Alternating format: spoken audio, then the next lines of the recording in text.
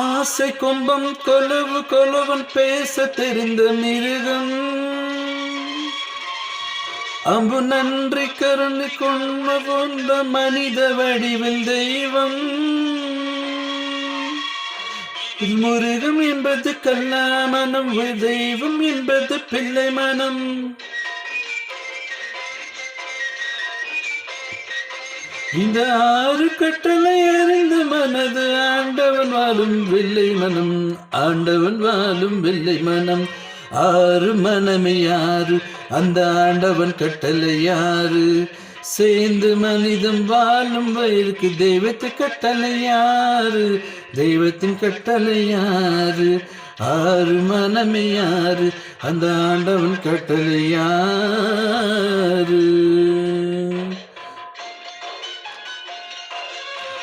We are remembering Shivaji Ganeshan